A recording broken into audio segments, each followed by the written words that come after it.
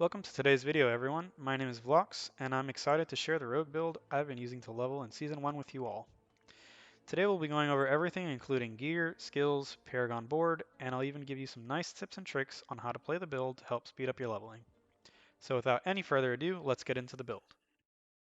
For our build, we are utilizing the Barrage core skill. Now Barrage is great because it leans towards a very run and gun playstyle, has the flexibility of being able to hit from range or melee, and is also pretty strong for both AoE and single target. But how are we blasting mobs like at the start of the video, you might ask? Well, we are utilizing a combination that's existed since launch, which consists of Shadow Imbue, Cold Imbue, and the Icy Alchemist Aspect. Before Season 1, this combination was okay, but oftentimes didn't proc enough to matter. However, new with Season 1 is the Vile Apothecary Malignant Heart. This gives our attacks a chance to imbue the targets with all imbues. So why does this matter? Well, now we can proc extra Shadow and Cold Imbues for Icy Alchemists with all of our abilities, including Puncture, Barrage, and even Poison Trap. Yes, Poison Trap can proc the heart, and if it does, we'll continuously apply all imbuements for its duration. You'll notice at times that it freezes enemies inside of it, much like a cold infused Caltrops would, which is very powerful. So now that we are able to proc Icy Alchemist more frequently, we can essentially create a chain reaction of explosions, much like you saw in the clip. You will quite literally see the entire screen freeze and explode, and it is very, very satisfying. Now that we have the main combo of the build fleshed out, let's go into our skill tree choices. Looking at our skill tree here, we have 3 points into Puncture, going down to Fundamental Puncture for Vulnerable. 5 points into Barrage, going down to Advanced Barrage for extra crit chance. I don't take Improved Barrage because we have Vulnerable from so many sources already that we don't need this. 3 points into Sturdy for Close DR. 3 points into Siphoning for healing. Now since you can't solely rely on this anymore for healing, I do add in an aspect that'll help smooth out healing while you're leveling, which I'll go over when we get to the gear. 3 points into Shadow Step, going down to Discipline Shadow Step for cooldown reduction. I don't take this stun here because I have so much CC already that I don't really need the stun anymore. So I'd rather just have Shadow Step up more often so that I can break out of stuns when I need to. 3 points into Weapon Mastery. 5 points into Dark Shroud, going down to Subverting Dark Shroud for extra movement speed. 3 points into Poison Trap, going down to Countering Poison Trap to reset the cooldown on my imbuements. 3 points into Shadow Imbuement, going down to Blended Shadow Imbuement for Vulnerable. 3 points into Cold Imbuement, going down to Mixed Cold Imbuement for extra damage to crowd-controlled enemies. 3 points into Frigid Finesse, which is arguably the most important damage talent on the tree since stuff is frozen so often. As you can see right now, I have a 40% multiplicative damage against frozen enemies, so getting ranks of this talent is very huge. 3 points into Precision Imbuement, 3 points into Innervation to smooth out energy, 3 points into Second Wind. Since we have so many lucky hit procs with the build, this is pretty important. 3 points into Trap Mastery for extra crit chance when trap goes off. 1 point into Adrenaline Rush to get down to 3 points into Haste. And for the key passive here, you can opt to play this build either with Precision or Exposure. Precision is better for like easier content you're trying to speed clear. Anytime you're moving around quite often and you don't want to stay in like one place, this will be better. Exposure is better for harder content.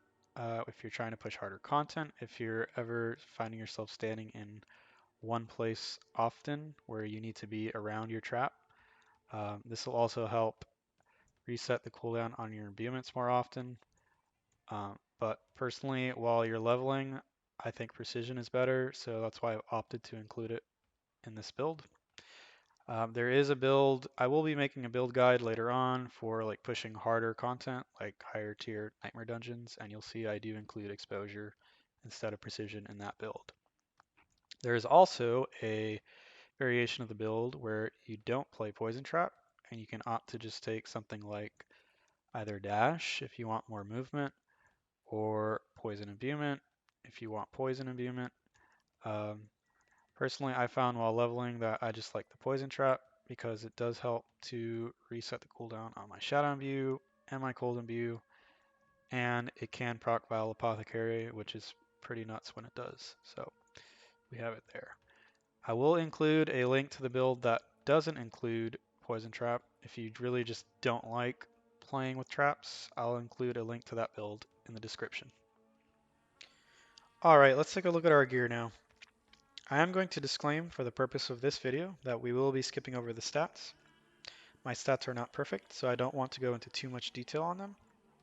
If you are interested in looking at stats, there will be a link in the video description to the D4 planner. There you can find the stats that I would look for while leveling, but for now we're just going to take a look at our aspects. So on the helmet we have the aspect of Siphon Victuals, which will give us more access to healing potions. Like I mentioned in the skill tree, Siphoning Strikes is no longer enough healing to keep us up by itself, so I have opted to include this with that to give us more healing. Between our two healing options and the overall tankiness of the build, we should have no problems keeping our health up and not dying. On the chest we have Umbrous, which gives our Puncture and Barrage critical strikes a chance to give us a free Dark Shroud stack. You'll notice that as you get more critical strike chance, attack speed, and lucky hit chance, that you'll have a much higher uptime on this. So it's basically like you're always having access to a free 7th skill. And with that 7th skill, we are getting damage reduction and movement speed. On the gloves we are running Frostbitten, which gives our critical strike damage against frozen enemies a boost. This is great for your burst windows when you're like trying to burst down an elite and stuff. All the other little mobs will be frozen quite often as well, so you're getting extra damage on them, like when all the explosions are going off. On the pants we have Enshrouding, which synergizes very well with our Umbrous. It gives our Dark Shroud even more damage reduction, which makes us even more tanky.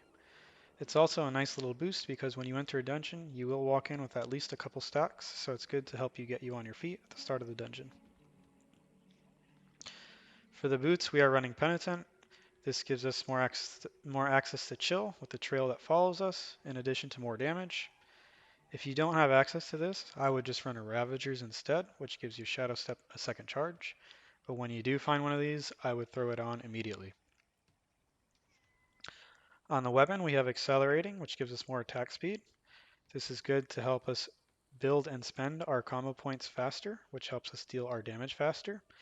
This is also good to help us get more damage during our burst windows when targets are frozen and we have the most amount of damage multipliers available to us. On our first weapon we have Icy Alchemist, which like we've already discussed is very core to the build. It helps to give us all of those little cold explosions that will be freezing enemies, giving us access to all those damage multipliers. In addition, the damage this deals is pretty respectable once we have all of our damage multipliers for chill, frozen, and crowd controlled enemies. For Edge Masters, this just gives us an extra little damage boost, so it's nice to have. On one ring, we're running Expectant, which synergizes very well with a combo point build. It makes every cast of your basic skill increase the damage of your next core skill, so it doesn't feel like you're wasting damage by pressing your basic skill. And then for the heart, we do have the Vile Apothecary, which like we've already discussed, synergizes very well with Icy Alchemists. On our second ring, we have Branching Volleys, which gives our barrage more AoE. As your arrows are hitting more targets while they are imbued, those extra targets are also getting imbued, so you're imbuing more targets with your Shadow and Cold Imbue. For the heart, we are running the extra critical strike damage. Since we are a crit-based build, this is just giving us a lot of extra damage. And then on the neck, we are running Disobedience for extra armor to just make us even tankier. And the heart, that gives us damage suppression. We're not really running this for the damage proc because that is pretty negligible. We're mostly just running this to become even more tanky. Alright guys, let's take a look here at our Paragon board. So on the starting board here, we're going to head up straight and go to the damage and life nodes here. After that, we're going to head over to the glyph node. We have combat in our first glyph slot. This is pretty huge because we are a crit-based build, so we want as much crit damage as we can get. And the passive buff that gives us energy back is also very nice to make sure we don't run out of energy. Over to the right, we're going to grab some armor, and then back over to the left, we're going to grab the rest of our int and some damage nodes, and then head up and out through the gate. The next board we're going to is Deadly Ambush. So the main reason I'm going to this board is for this spring-loaded node here, which reduces the arm time of your trap. Personally, I hate the base arm time of the trap. I feel like it's not playable without this, so this is kind of why I take this. And then we're going to head up here and grab all these DR nodes, as well as some strength for our glyph. And our glyph here is going to be Exploit, which gives us full damage, which is also very huge for our build. And the passive here is also very important for the build, just giving us more vulnerable uptime. We're going to head over to the left and out to get Deadly Ambush, which is a legendary node, which gives us more crit damage to anything hit by our poison trap. And then we're going to head on out to the right out of the gate. So this board is not, I wouldn't say is very, it's not required for this build. Like I said, this is a personal preference. I mostly run this build for this spring-loaded node, and this extra crit damage is nice, as well as the DR, but if you don't really want to go trap focused that much, you can absolutely just not take this board. I'd say a good alternative board would probably be No Witnesses here, where you can grab some extra crit strike damage, as well as just damage and life. Those are pretty good options. Anyway, so going to our next board, we have the Exploit Weakness. We are going to head straight up to the glyph slot to put in Frost Feeder, which gives us extra damage to chilled enemies. Since our build is mainly focused around chilled and frozen, this is going to give us a nice damage boost. And the increased chill effect is going to make stuff freeze even faster, which is going to lower the damage you're taking. We're going to head up here and grab vulnerable damage on all these nodes, fill out the rest of our decks, and then head back towards these vuln damage nodes here. After we grab all those, we're going to path up towards the legendary node and grab Exploit Weakness, which gives us more damage to vulnerable enemies. After that, we're going to take some nice DR from vulnerable enemies and then head down out of the gate towards our next board, which is Tricks of the Trade. Now on this board, we're going to head straight down to the glyph socket. And here we have Turf, which gives us damage to close enemies. Now we are a ranged build, but we will mostly be playing in melee, simply because with Barrage, you want to be as close to the target as possible, kind of like shotgunning your arrows. So that way all of your arrows will hit the target. Because the further you are away from the target, the less arrows are going to hit the target. So this will still give us a nice damage buff. And the DR is also very, very nice. Over to the left, we're going to grab some armor and a little bit of strength for the node, and then head right and up towards all of this extra crit damage, which is very nice. Back down and out towards Cheap Shot. And the Cheap Shot board, we're going to take DR from Elites up towards the legendary node Cheap Shot, which gives us more damage when stuff is crowd controlled. Back down and up to the glyph. Over here we have Control.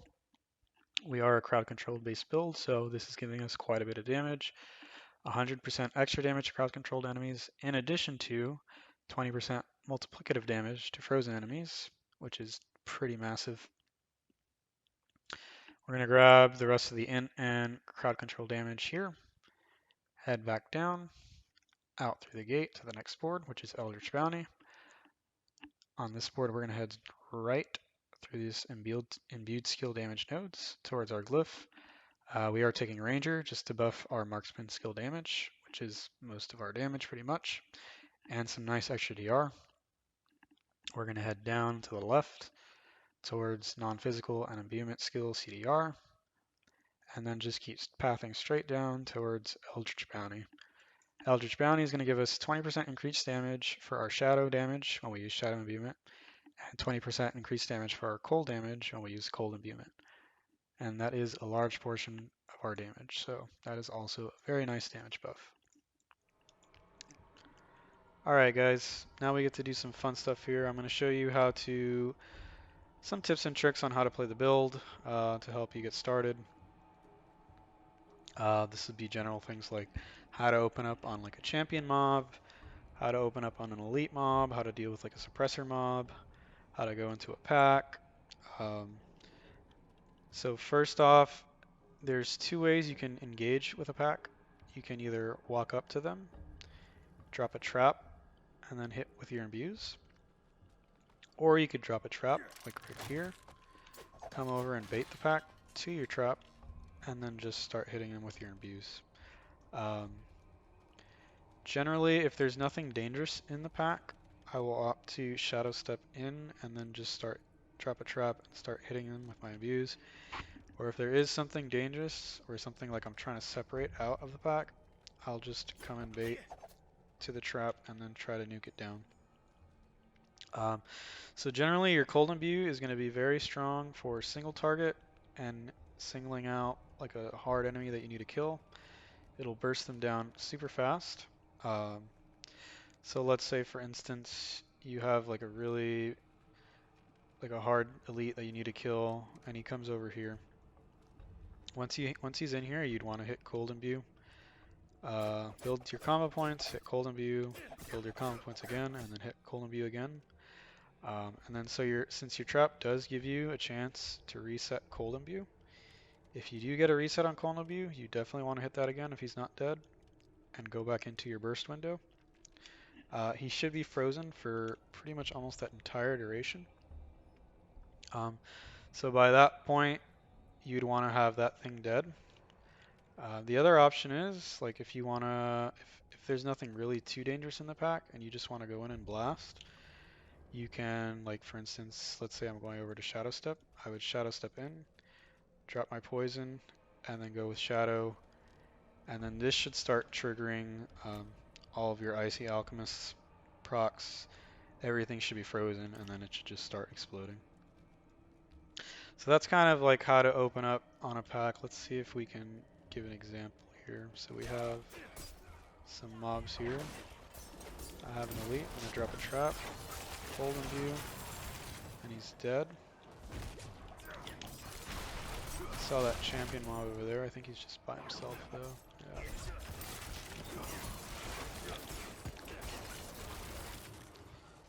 Yeah. So yeah, that's kind of like how you would open up on a pack. It's just the general idea. Alright, so you're going to see that we have a fairly difficult pack coming up here. I think there was like 3 elite mobs in the pack. So what I'm going to opt to do with opening up this time is I'm going to try to drop a trap and then lure something over. And then once it's there, try to nuke it down with a cold imbue. So let's see if we can do that. We got 3 there. Did get a cold imbue reset, and that guy's dead. And then we just kind of go in and finish everything else off, since now there's one less difficult mob to deal with.